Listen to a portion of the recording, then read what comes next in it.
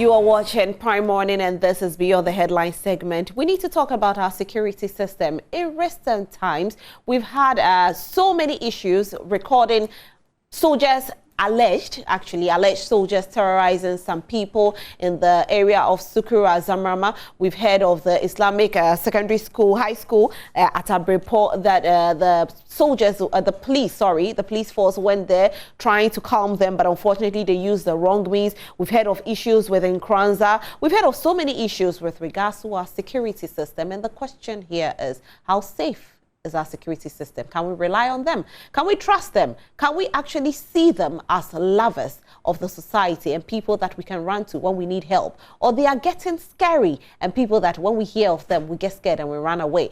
We have to talk to the experts about this, because not too long ago again, the government said to us that we should watch out for terrorists. We've heard that hear something, say something, see something. However, what are we doing as citizens when it comes to these things? What are our security systems doing also? Are they putting fear in us that we can't trust them anymore? I have with me Adib Sani, who is joining us via Zoom this morning. He is a security expert. Good morning, Adib. Sorry, I nearly called you Aziz. Good morning. How are you today? That's okay. Very well, thank you. Great. Thank you for joining us. We heard you're not too well. I hope you're doing better. I'm recuperating gradually. Thank you. That's good to hear. Now, there's too many reports with regards to our security system. And as you being a security expert, what do you think about it? Let's take a typical example of the Islamic secondary school. Another is the Nkranza issue. You and I spoke about it not too long ago. We haven't gotten any update yet. Maybe you have the updates which you can tell us about it. Also, we've heard about, even a police that was apprehended by his own colleagues because he was trying to flee with weed. What is happening? What's your take on these issues? Well, thank you very much. First of all, a good morning to you. A good morning to your viewers as well. Let me first of all give a holistic view about Ghana's security and how far we've come, and perhaps make a conscious attempt to identify where the lapses are and what we can do to correct them. Sure. Indeed, since the inception of the Fourth Republic, Ghana has been a shining example to many other countries, not just within the West African subcontinent, but the whole of Africa as well. When you compare our security profile to other countries, you would realize that we've come far. In fact, we are largely untouched by the scourge of terrorism in particularly the West African sub-region. Almost every country has been touched except Ghana. Ghana is one of the few countries that hasn't suffered any civil war before. Crimes such as kidnapping, which is very common in Nigeria, is not that common in Ghana, even though we also have a myriad of security challenges. For example, every year for the past decade, 600 Ghanaians are killed, in murders reported to the police. And these are just those that are reported to the police. We have our challenges with the quality of robbery, not just the frequency. We were in this country when robbers attacked police officers and even killed one in front of Las Palmas at La Paz in broad daylight. Robbers attacked sailors at Kumasi Cove Home right in the middle of the day when everybody was there. And by the way, it's a central business district. Robbers were also able to attack a police station at Kwabia and even killed an inspector and released their own. And not too long ago, we had the litany of bullion van robberies. And the unfortunate thing about it is, as we got to know later, some police officers were involved. So generally, there are some goods, there are some bads, but lately, with specificity to our ability to control crowd, I think that generally the police has performed abysmally, and it is not good for us because it is sort of widening the gap between the civilian population and the citizens. And I think largely is as a result of the culture of impunity, which we've allowed to fester for some time.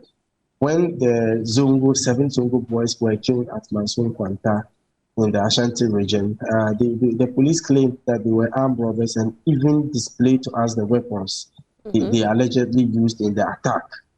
But later, an inquiry into it indicated that they were not armed robbers. Okay. Right. So what happened to the police officers who did the murder? Because this is murder. And what happened to those weapons that then Ashanti Regional Police Commander showed us? Where were the weapons from? So you ask yourself, other weapons that were shown to us on TV might not necessarily have come from those who are dead, because they say dead men don't talk. Okay, and all of this is making people lose trust in the police, and that, I must say, is very detrimental to the security of the state. Right. Let me ask you this.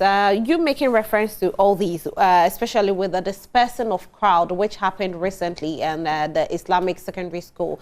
I want to refer to that one in particular. Could it be that the police are not being well trained, hence they are doing the wrong thing? Well, it's a combination of a lot of factors. Obviously, the recruitment regime is part. We live in a dispensation where every person has a list. You know, the politicians have lists. I mean, specific ministers have lists. MPs have lists. Traditional rulers, religious leaders have lists. I'm even sure that chief priests also have their lists of those they want to be recruited into the security services. So in the end, I mean, these are the hard truths that needs to be said. But do they even do background checks on these people, or because they've been brought in by these people? Okay, so if a minister brings this list, how dare you do background checks? So you see, that is where we found ourselves. Okay, I mean, if you don't abide by it, then you enter the dark books, and nobody would want to be caught up in such a situation. So that's the unfortunate thing. In the end, those who get through meritoriously are very few. So it wouldn't be surprising because of the lack of background that you recruit the wrong individuals who are already criminals. And you see, you hear today that the police is involved in this act of criminality. The police is caught smoking banned substances with civilians, and you think that, oh, he just started, but maybe he was into that attitude before he was even recruited in the first place. And that, I must say, is a major issue. The training regime is also part. Recently, I was talking with a police friend of mine, and I asked him how come he's so professional. He said, look, it's not the police that made me professional. It is my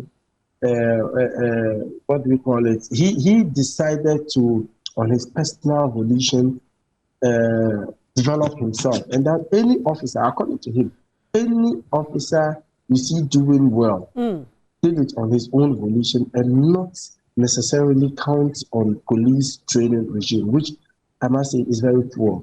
I was speaking with another friend of mine who is a sergeant, and said they went for a retraining exercise, and they were now training them on how to salute and how to obey barracks rules. It was just like, when they went for retraining exercise. Yes, they were teaching them how to salute and, of course, how to obey barracks rules. You see, so the training is I must say, is not good enough. As for the crowd element bit of it, it's like it's almost non-existent, because these officers get to protest sites with a commando terminator mentality. Look, there are officers who think that the only way you can disperse a crowd is the use of brute force. They don't know that you can use diplomacy to disperse a crowd, because we have international standards. I mean, so far as crowd control is concerned, you get there, you make an attempt to de-escalate by establishing a communication channel between the police on one hand and the leadership of the protesters on the other hand. Let me ask you this. Let me ask you this. Was this the same 10 years ago? Because it looks like it's becoming, too often in recent times? Because when we look back, probably 10 years ago, it wasn't like this. So how come everything has changed? I think largely is as a result of social media. So we get to see a lot of these practices. Ghanaians are now very interested in the governance affairs. They are interested in security affairs. So some of these things evokes debates, and everybody seems to be interested in it. So it might have lasted for some time now. I don't have the data though, but Right. I think that we now get to talk more about it because of social media. So it might have been It might an have been issue there. lurking in the shadows that Okay. haven't been identified. But thank God, now we're seeing it and how the police is going about it. And I'm hoping that with the debates ongoing, the police will take practical steps. I mean, I know IGP Jampai has great intentions. He has great plans for the Ghana Police Service. I have met up with him. We've had a conversation for close to 2 hours. If he is able to implement what he has on paper, trust me, Ghana Police Service could be one of the very top in Africa. Right. With respect to perhaps police always waiting for 5 years or a number of years for promotion when they do absolutely nothing, to performance-based promotions. That's Okay. it. So, for example, if you are a district police chief and you are due for promotion, they would come to the headquarters. They would take the list of all complaints that came through and ask you, of all of these complaints, how many are pending? How many have you closed? Whoever goes to the police station to report a crime, his information is taken. So they would call them as a client. When you came to the police station, how were you treated? They would speak with the community members, the chiefs. How is your relationship like with the district police chief and all that? So when we do it that way and base promotion on performance, trust me, it's going What about writing of exams? You know, probably they have to write some exams before they are promoted, because I know in the military it happens. So what do you think about that? Could that also help? They do. They do write exams. They do the practicals as well? But, yeah, no, that's the thing. Yes. Okay, it's so theoretical, and I don't think that really helps. We need a practical training to take precedence. As a matter of fact, I mean, you can chew Paul, and the next minute you are due for promotion, and I don't think that is good enough. Okay, we need to make it very practical. We need to make it performance based, so that if you are given that promotion, it was really based on merits and not just the time spent in a certain rank. Right. Adib, let's come to the punishment of these police that actually they committed these crimes, or they do these blunders, like what happened in Nkranza, you know, where we still haven't heard anything. Example of, you know, the Konongo, the boys that were shot. Is the punishment enough, or is too lenient? Hence, these men are still embarking on this route and it's causing so much harm to the society. I think for some time now, there seems to be impunity. Okay, in Tamale, some individuals were shot. We all saw the video of that individual from a motorbike with his jaw split. Today, I understand he's not able to speak. He's fed through a tube. He's not able to speak. What has happened to the officers? We are yet to know. Ijura. Some individuals were also shot and killed. What happened? Nobody knows. There's over 7. They were killed, labeled as armed robbers. Later, we found out that they are not armed robbers. What happened to them? We don't know. Ukuranza, a young one who is a suspected armed robber, died under mysterious circumstance. To what extent has investigation been conducted? Don't know. In the case of the Kumasi Islamic School, you see, when I see people celebrating because officers have been interdicted, I cringe. Interdiction doesn't necessarily mean anything. Interdiction means stand aside for investigation to be conducted. So the crux of the matter should rather be the investigation to be conducted. Because you can be asked to stand aside, whatever investigation can be conducted, and they would, return to you and tell you, okay, we found no wrongdoing, so continue. All right. So I think that we need an independent body, as has been pushed by the Commonwealth Human Rights Experience, of course, by my organization, the Center for Human Security, for an independent body to look into cases, okay, of abuse against the police by the civilians. We bring a bit of merit to the whole process, because asking the police to investigate the police is just like you being asked to investigate your parents. That human element would always kick in, and then you wouldn't have an unbiased investigation. And that, I must say, is also a bit of a problem. To what extent does the police professional standards conduct their investigation, and how independent it is also another day's topic. The transparency bit is almost non-existent. I remember a young man was some time ago returning from a nature's call in Kumasi, to be specific, he was caught up in a protest, which he wasn't actually part of. He was allegedly beaten by the police, rushed to the hospital, he died, and his people pushed for an investigation, and the police actually counted on the autopsy report that said he died of a heart attack, and that closed the case. So he died naturally of a heart attack, or as a result of the beatings he had received from the police. So the impunity is becoming unbecoming, and that is what I think is gingering more officers into using brute force, because there's always that expectation that they will be protected, and that has always been the case. So I think that truly, if we want to improve things, we need to ensure accountability, and that is also in the best interest of the police, because I always say the police can't do nothing without the civilian population. So if you don't harness your relationship with the civilians based on mutual trust and respect, you're bound to face rejection.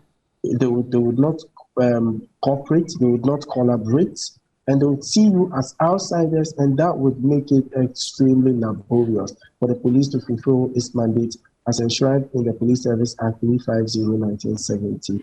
And even when you look at the principles of modern day policing as propounded by Sir Robert Peel, who is the father of modern day policing, who in 1829 came out with the 9 Peelian principles of modern day policing. By the way, Sir Robert Peel founded the Metropolitan Police and went on to become the British Prime Minister, serving 2 terms. It is based on the fact that the people are the most important stakeholder in security management so far as policing is concerned.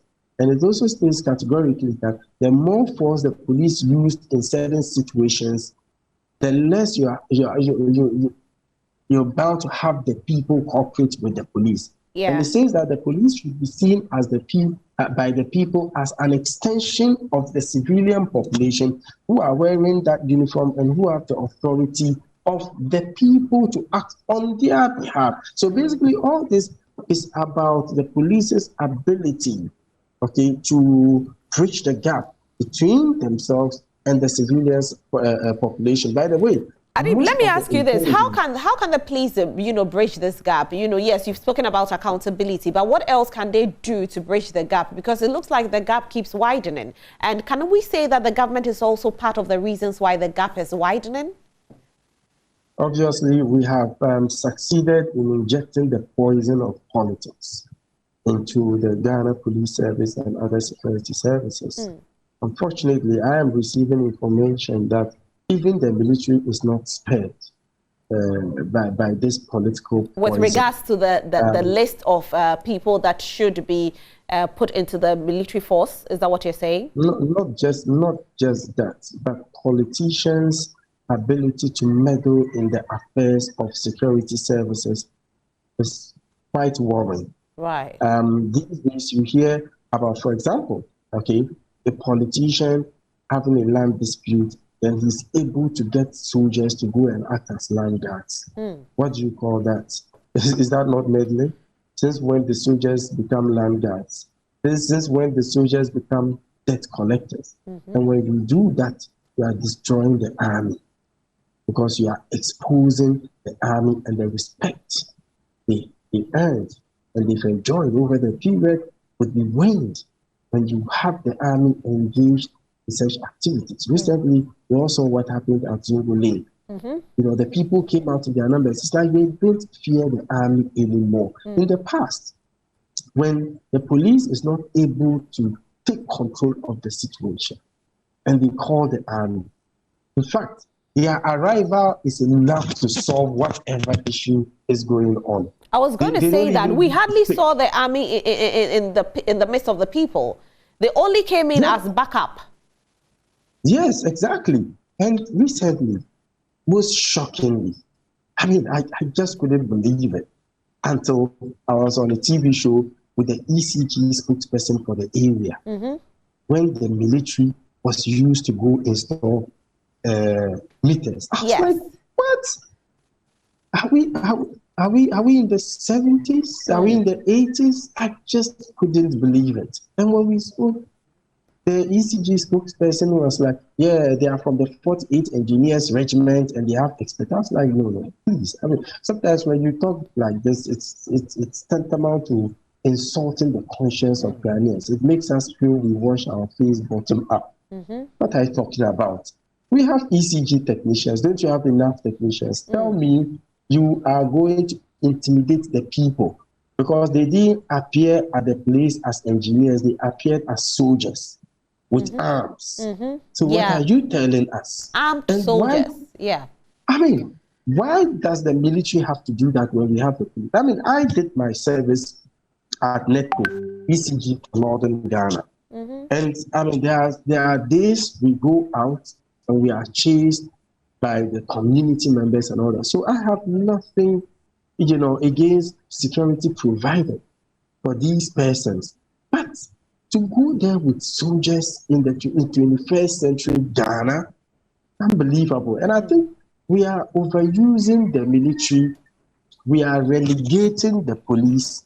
And when we do that, we are compromising the military. We are diluting the authority of the military. And that is very dangerous for the security of the state. That is why I think that there's too much politics involved in the security management of the country. So, for example, see something, say something. When it all started, some of us within civil society, we said, look, before you succeed with this, we are on the ground.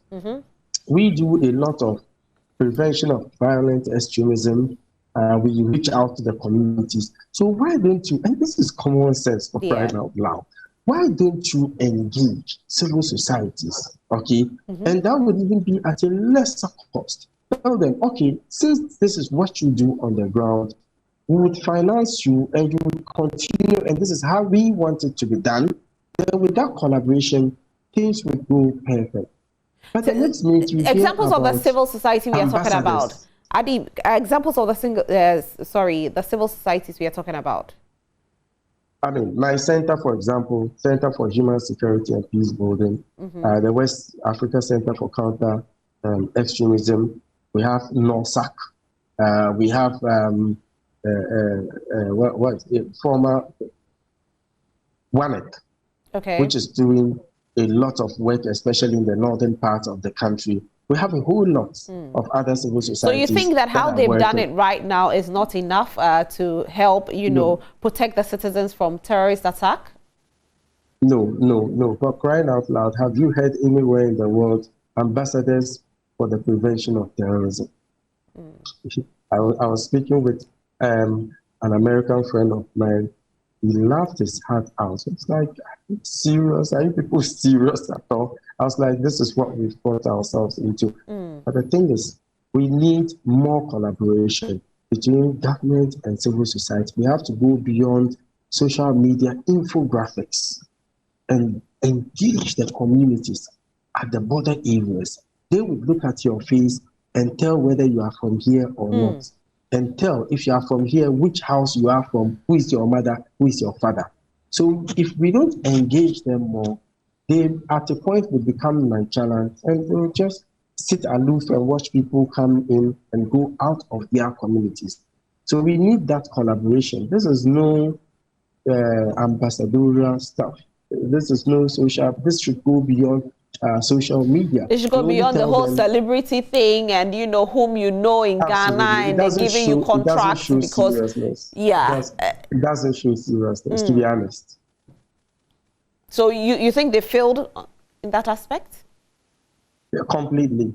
They have failed. And I'm hoping that they would have a rethink and perhaps, for want of a better word, stop being arrogant and engage the right persons so we can together protect the country. I mean, with or without government, the Jetike Center has already started work. We engage market women on what to do, you know, because sometimes these explosive devices are left in bags and placed at where people gather en masse. So the market women need to know, when you see a bag, what do you do unattended to? So you would have gone to the people to educate them.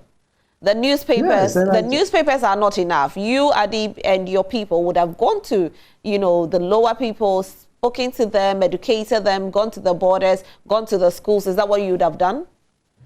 In fact, with or without government, I have even done that. Okay. I just came from, that's why I'm unwell. I think I'm stressed. I just came from the north about 2 weeks ago. I did a lot of runs where the National Security indicated they saw some individuals moving. That is on the N2 road between the Panduri and Garu. We were able to go there. We did some runs, through Nalergo to the place and to assess what is going on. And I think in due course, we'll make our findings known. So we need that collaboration. It's extremely key to protecting the state against any attack. Adib, to ask you my final question on this particular topic, what can we do to bridge the gap between the police or the military and the citizens?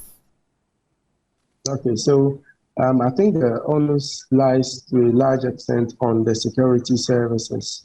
The recruitment regime is key. I think we need to take it from the fundamentals, from the very root cause. Do we conduct background checks? To what extent? I think we need to improve it. In the past, even before you are employed into the Ministry of Foreign Affairs, a lot of backgrounds is done. In fact, they come to your alma mater, they speak with your community members. A lot of digging is done about you. But for the security services today, I wonder to what extent. Secondly, the training regime is important. We need to really take a closer look at it. We need to expand the scope. We need to include the civilian component of policing. Right? That is why it is no longer a force. It is a police service. And police officers would have to be made to understand that fact at the very beginning. Accountability, I must say, is also key. We need to go beyond the IGP just making visitations to areas that have been affected and reassuring families. We need action on the ground. And I think that one of the most important The visit is not enough, Adib. Is that what you're saying? The visit is not enough? No, the visit is not enough, but it is necessary. So what action are we looking at here? We need to ensure that criminal investigations are conducted, like the case of the Islamic Senior High School, into what has happened, okay? And if there is any criminal culpability, then the persons should be made to go through due process, whether they are civilians, whether they are members of the security agency. And I think when we do that, it will send a clear signal to other officers that the uniform doesn't guarantee you immunity. The uniform doesn't guarantee you invincibility. Okay, you are still, a subject of the law, and when you do the wrong thing, the law is going to catch up with you just like any other citizen. Right. Okay, and I think that the most important way we can succeed with that is to have the independent body to look into matters of this nature. We had the war incident in which soldiers brutalized citizens, and the report that came, my goodness. Definitely something will have to be done about it, and we hope that the police, the IGP is watching and they will hear the voice of the people, because we need to bridge this gap, because if we keep on, widening the gap, we could head to something else, and we don't want the youth to rise up one day.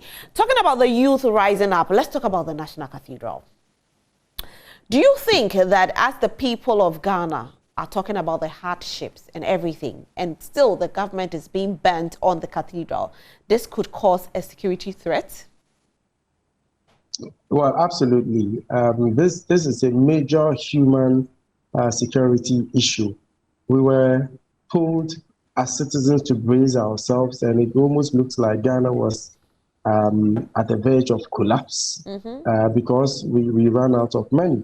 We were told to sacrifice to pay for e-levy, and we had to, because a lot of businesses were affected. I mean, I own a security company, and you can imagine how much I pay in taxes, in e-levy taxes. But I felt that it's for the good of the country. And all of a sudden, something we were told turned out to be a lie. We were told that this project is going to get its funding from benevolent Christians and Ghanaians alike, as has been said by the president, only for us to realize that the house we are building for God is based on lies. That's number one.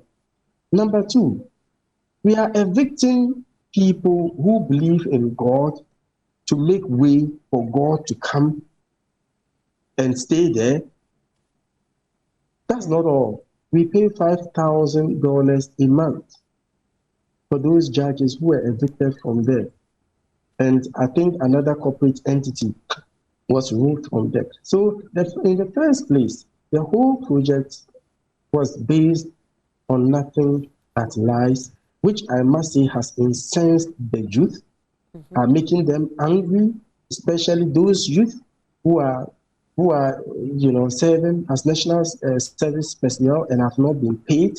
Schools have reopened. Some are without textbooks. We still have a lot of schools in which pupils. We have the caterers who are complaining that they haven't been paid. Those who are, doing the school feeding are complaining that they haven't been paid. Haven't been paid, and the school feeding, each plate is about 90-something pesos. 90, which food can exactly. You buy? Which food 90 can you pesos. buy for 90? See, even water. Even if they are to serve water, I can imagine how they would make profits with that. And the next minute you are hearing about National Cathedral. So that is what is really making people angry. In the midst of unemployment, a lot of youth, particularly in the inner cities and the zongos, who have been pushed into uncertainty, they become so desperate. So they feel that nobody's listening to us again. I mean, it looks like is it the building of the cathedral that's the problem? Adib, is it the building of the cathedral that's the problem, or it is the fact that they feel like they've been lied to? Okay, it's a combination of a lot. Okay, they've been lied to, one, the building in the midst of the challenges, the economic challenges we are going through. Okay, someone sleeps and says, oh, he promised God a house, and so shall it be. And so far, government has committed in excess of 200 million Ghana cedis to this project. Meanwhile, we were told from the beginning, it is not, government is not going to push one eswa into it. Okay, now let's look at it from a different dimension. Generally, Ghana has been a shining example when it comes to religious harmony. Right. In fact, there's a story of a former Nigerian leader coming to Ghana for an event. During the opening stages, a Muslim prayer was said, and in the closing stages, a Christian prayer was said. So he was shaking his head. After the program, someone approached him. Why were you shaking your head? He was like, my goodness, Ghana is a beautiful country because this is almost unthinkable in Nigeria. It is only in Ghana you will find the beginning of the program being a Christian prayer and the closing being a Muslim and vice versa. It is not common in Nigeria. When terrorists were bombing churches in Sri Lanka, we had our chief imam celebrating Easter with Christians. In fact, most of the people I actually vibe with, the closest people to me I trust the most, even though I am Muslim, are Christians. My father, Alhaji Sani, from Tamale. Yeah. I think it's vice versa here, because Christians would love to, vibe with the Muslims. Muslims definitely love to vibe with the Christians. Absolutely, absolutely. My father was a big man, but I attended mission schools. I attended Caledon SDA Primary. I attended Newly Presby GHS. Okay, and the harmony has, we were in the same compound. We grew up with Christians and all that, but all of this is hinged on one secret about Ghana: our secularist status. And what the president and this current government is doing is making nonsense of Ghana's secularist status. How? Which I must say, they say Ghana is a secular state. It's neither a Christian state, it's not an Islamic state. Okay, so there is a thick line between religion and the state, even though the two have, been able to maintain a harmonious relationship over the period. Are we saying that the building of the cathedral is going to make the Muslims upset? Or we are saying... Okay, so no, not necessarily, but it would set in motion a certain precedence. Okay, because they say what is good for the goose is good for the gander, and we'll soon start having religious entities having a sense of entitlement. Okay, so because this is a state, a state project, then you might in the future have Muslims also coming out to say, okay, we also need a national mosque, because what is there at Kanda is not a national mosque, because the state didn't contribute a peswa to it. In fact, when it was being built, not by the Turkish government, I think people get it wrong, it's by a Turkish NGO. They were not even given tax waivers on some of the items which they couldn't find here to bring them into the country. Okay, but that aside, because I don't believe in equalization. Okay, what the president is doing is making nonsense, is rubbishing Ghana's secularist status, which is, I think, the single most important factor in harnessing the religious tolerance we have enjoyed in the country over the period. Because once you make it state church building, then it sends the wrong signals out there. So what signal does it send? It sends a signal that what, we are now a Christian state? Is that what it sends? We are on that path. Okay. We are on that path. But let me ask you this, Adib. What if he built it on his own? Would we say the same thing? Or is it because we are using the taxpayers' money? No, absolutely. We are using your money and my money. Okay, if it is an individual project, I don't mind. I mean, even as a Muslim, I don't mind contributing. Okay, in the spirit of friendliness, in the spirit of brotherhood, sister. There's nothing wrong with that. So if it were his personal project, we wouldn't mind. Okay? But the fact that the state element has been attached to it makes you wonder, are we truly a secular state? Okay, this is a very sensitive topic, okay, that needs to be discussed sensitively. Right. But surely what they are doing, when I say they are, I mean the government is doing, is very dangerous. It's setting in motion a very dangerous precedence, and that I must say would be very detrimental. I think, will the people be okay if the government should come out to tell us that, you know what, let's finish with the National Cathedral, then we'll build a national mosque? Will that be okay? I think that this, for crying out loud, what's his name? The owner of Facebook doesn't believe in God. Mark Zuckerberg? I don't know what is it.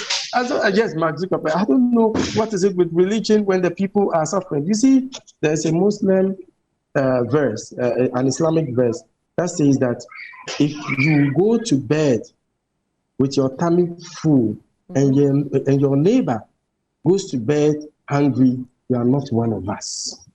You are certainly one of us. There is nothing as submission to God, okay, as developing the people, improving the lives of the people. So this is not about church mosque. This is about improving the lives of the people, with a lot of them living below the poverty line, with a lot of them not having food to eat when day breaks. What are we doing about all of this? And when you talk about it, then they go like, you see, you cannot solve Ghana's problems. We have so many problems.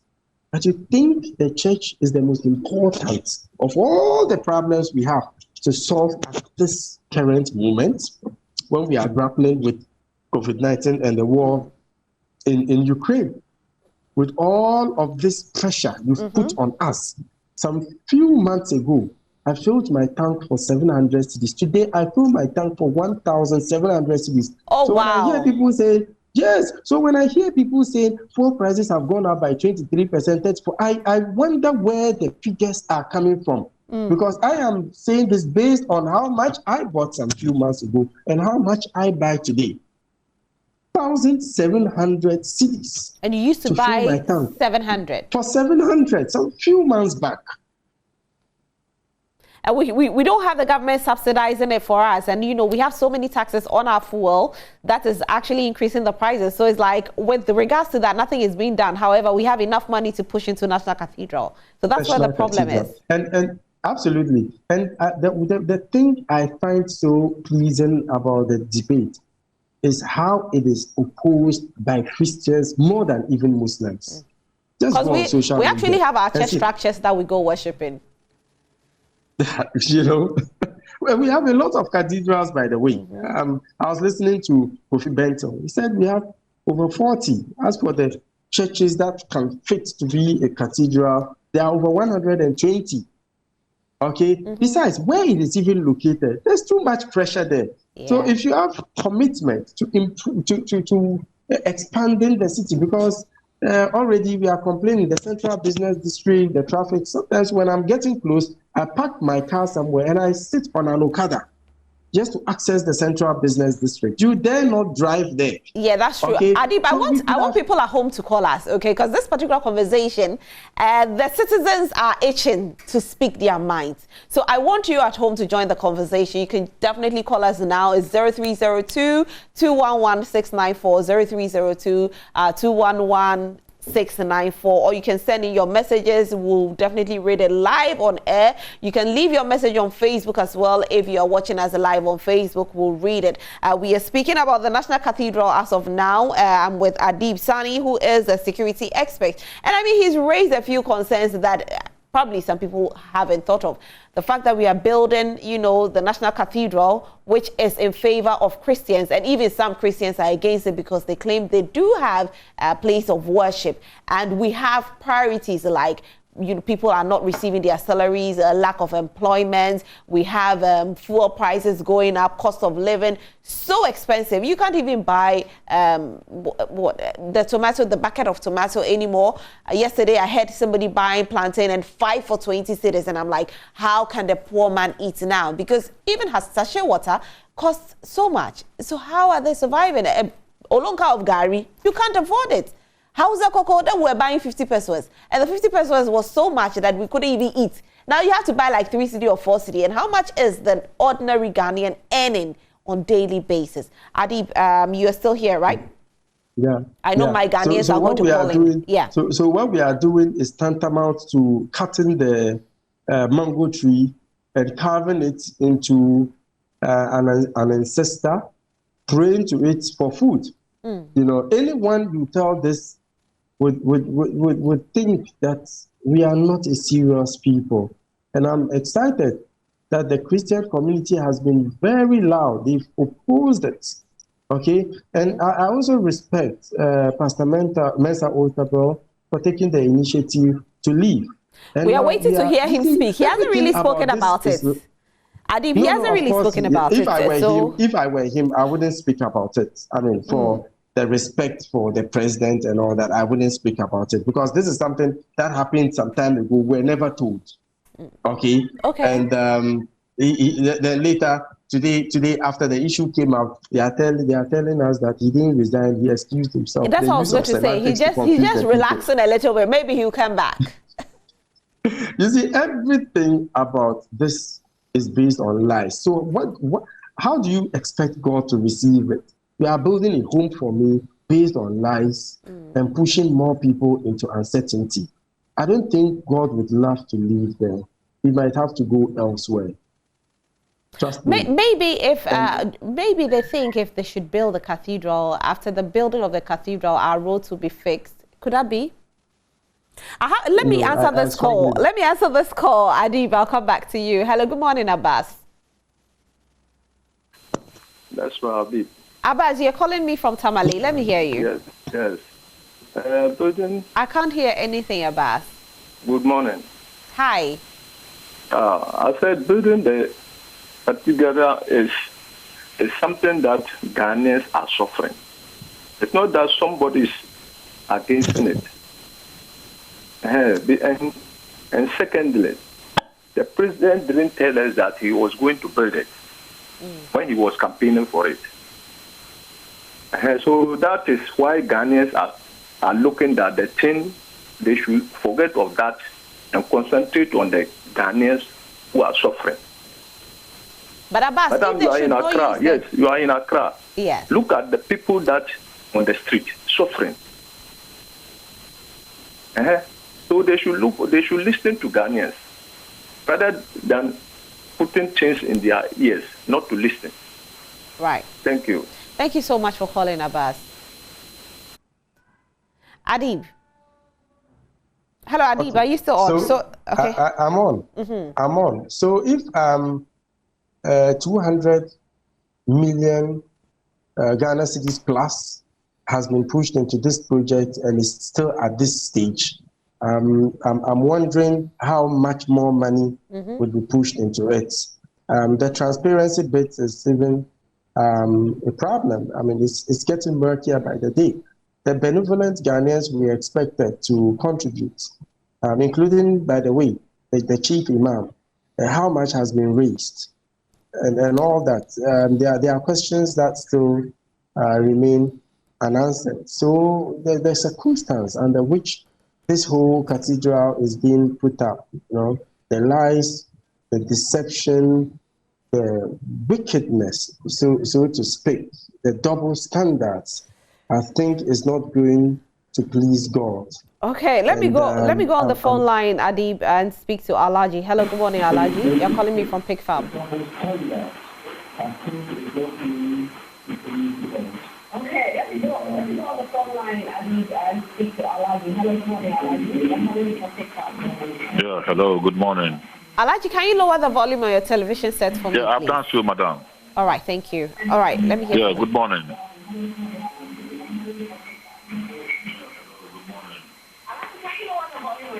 Madam, Madam, I've done so. I've done so. Yeah, Madam. Interesting times in this country. Yes, Madam. You see, I'm happy that the chief executive of the cathedral has come out to apologize for the word that he used, that government also supported the Muslims in building the central mosque for us at Kaokuri. Madam, I can tell you for a fact, without any fear or favor, Muslims were even shortchanged. You understand? We had a central mosque over there in Rollins, at Accra, Central Accra, where when it was demolished by former President Rollins, you understand me right? Then Kaokuri, the land there was assigned to the Muslims. And even, Madam, history, look, that place was even a baller, a dumping place. You understand me right? We were shortchanged. The mosque was built by NGOs from Turkey, not even the Turkish government money. So no dime was helped from government to build that particular mosque. Now, Madam, moving away from there, the issue of cathedral. Look, nobody in this country will have complained if the president used his own resources to build the cathedral for the Christian community in this country. Because it was a personal promise that he made that when I win the election 2016, that I was going to build a cathedral to the glory of God. Madam, imagine what is happening in the country today. Even the cornerstone of the cathedral was imported from Jerusalem with the poor taxpayers' money. Madam, look at what is happening today again. The judges, the houses that belong to the judges, 21 of them were all demolished. Our passport office is gone. Our scholarship secretariat is gone. And other state properties. Now, the state is spending more money again to relocate the judges, build another houses for them. And currently, as we speak, the state is paying in dollars to house the judges. Why are we doing so to ourselves in this country? Building the cathedral on the point of deception and lies. Jesus Christ himself will not be happy with us. Hello? Oh, unfortunately, we lost Alaji on there. We'll definitely be taking more calls. If you can call us 0302-211-694, 0302-211-694. Do call us. Adib is still on the line. Adib. Okay, so there's another dangerous element to what is going on. I think the communication justifying the building of the cathedral, there was a bit of a lapse, okay?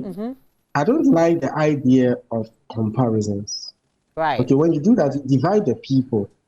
Oh, the Muslims have, their national mosque, so we also want this. And that was the CEO for the National Cathedral. I personally listened to him on BBC talking about the Muslims being sponsored to go for Hajj and all that. And even the BBC, reporter was quite surprised. And I remember where I was. I was actually driving and I was at Abeka Junction when I heard him say that.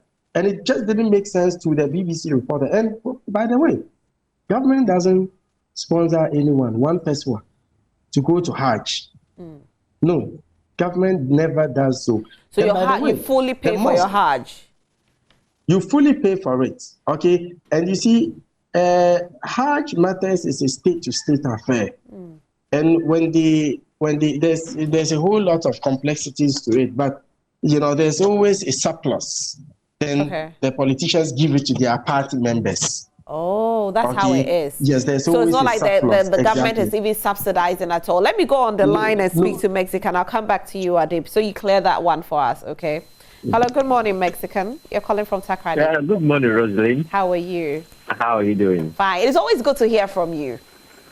Yeah, I'm also privileged to always be on your program. Thank But you. Where is Emifa? I missed her so much. Oh, she's writing exams, so she'll join us very soon. Oh, okay. Yes. Okay. All right, Mexican, let's hear from you. Okay. It was, I'm I grew up in the Zungo community in Takrady, Efekuma night market to be precise. And I've always had Muslim friends. I'm a Christian though. But there's never been this kind of tension, equalization. I think Sunny made it right there. That's it. There's this collaboration between Muslims and Christians, which we shouldn't toy with. We should never toy with, because issues of religion and religious differences and intolerances are very, very dangerous. If we toy with this, we may not like where we'll end up in. Okay, so and Sunny made another point that if you are not careful, we are about creating the impression that Ghana is more of a Christian state than more of a secular state, and which might start bringing the issues of equalization and the other things that he was talking about. You see, we until recently, I don't think that Ghana has ever had a problem with the Christian Muslims going into conflict and fighting on all those things. But some of the things that we are doing now are very, very dangerous to destabilize this kind of peace and harmony we are enjoying between these two prominent religions in the country. You know what? Though I'm a Christian, personally, I'm also against this National Cathedral thing. Okay, because now once we have this National Cathedral, then there has to be a budget for the management and run of this National Cathedral. There has to be a national priest. There has to be national executives, whatever it is. And they're all going to be extra drain on this economy. Now it's not easy. Rosemary, I'm calling them it's not easy. It's not easy trying to get by as a man or as a Ghanaian. You see, some of these things raise unnecessary tension and agitation among the citizenry. So I don't know who to talk to, but our politicians are very careful. I understand you here. I really do understand you, and thank you so much for calling us. Do have a good day, Mexican. All right, Adib. So yes, in 1986, the Central Mosque, which was located somewhere present-day Rawlins Park, was demolished. And when Ghana was ushered into the First Republic, Rawlins promised that he's going to get them a different land to build as a result of the demolition of the Central Mosque. So the Muslim community said, okay, they are interested in the House Park, somewhere opposite the lotteries, National Lotteries Authority. And the government said, oh, it's still within the Central Business District, let's move you away small. And the Muslims decided to come with another option. They said, okay, we want it at where President Kimbu, present-day AME. And they said, no, still, it's too much in town. So let's find a way. Then the government decided to get us the Kaukudi, which, by the way, wasn't like this at that time. It was a dump site. Okay. I remember. Good. So the Turkish NGO decided after many years to put up that mosque. So the state has nothing but just the replacement of the land, which, by the way, the first mosque, the mosque that was demolished, was built in the 19th century. Adib, let me ask you this. If the government should come out to do something for the Muslim community, will they be okay with the National Cathedral being built? No. We need to, fine, let's give to God what is due God, and let's give to the people what is due them. I think there's nothing would please God than really taking good care of the people. So if you are being hypocritical, you squeeze the people in an attempt to please God. No. So should we put a stop to the building of the cathedral? Well, I think that I don't know what plans can go into it, but I think for now we should put a stop into it until such a time that I think a lot of things have improved. Until they can raise their own money to build the church on their own. Absolutely, yes, absolutely. So if it is from donors, from Christians, non-Christians, both domestic, international, to put it up now, I don't have any problem with it. Okay. Right. But if it is based on the tourism aspect, I think it's another problem because we have so many tourist sites, Okay. the game reserves and all that, which have been left to rot. Right. What are we doing about those Well, ones? they said they are trying to renovate all of that. But Adib, thank you so much for joining us today. Unfortunately, we don't have enough time on our hands, so I'll take your final words before you leave. Let's touch a little bit on the security, and then we touch on the National Cathedral so you can leave. Okay, so anytime I have the opportunity to speak without questions being asked, I love to talk about the need for the citizens to be part and parcel of the security management process. For example, in Ghana, we have around 33,000 police officers. When you do the average, for each officer, there are about over 900 Ghanaians, but the UN standards recommends that for each officer there should be 500 citizens. And in urban areas such as Accra, Kumasi, the figure is even more staggering. For each officer, we have in excess of 2,000 people. So what basically I'm trying to say is we cannot have the police everywhere all the time. Hence, we also have a role to play at the individual level, at the domestic level, at the community level. I'm supposed to meet up with a group of young men at around Dakuman who have put themselves together into a neighborhood watch, and they are collaborating with the police. So I think more and more communities in Ghana should come out with these neighborhood watch, at least raise some monies, give to them at the end of the month. So in the night, once you are sleeping, there should be some people on guard. And I think when it happens that way, we'll be complementing government efforts towards improving security. As much as we can, let us invest in security. Don't wait. And it's a general Ghanaian thing. You wait until something happens. Let us not wait. Very true. And also, let's try to bridge the gap. Invest in security. Absolutely. Okay. Thank you so much for joining us today. And we wish you speedy recovery. All right, so we'll be speaking to Adib Sani, who is a security expert, and today we've spoken a lot about how to bridge the gap between the civil servants and the security service in Ghana, and also we spoke a bit about the National Cathedral, but we need peace, we need love, we are all one people, so hey, security, try as much as possible to work with the citizens. Let's just show love between us. We have a lot coming up on the show, and we also ask the government to hear the cry of the people. Let's solve the needs of the people before we solve the want. The needs before the want. The cost of living is high. We need to be able to survive in Ghana. The ordinary Ghanaian is struggling to earn money, struggling to feed their family, themselves, to pay school fees. The struggle is real. Please hear the cry of the Ghanaians. We'll take a quick break. When we come back, we have more for you on the show, so do not tune out. We'll be right back. Just stay with us.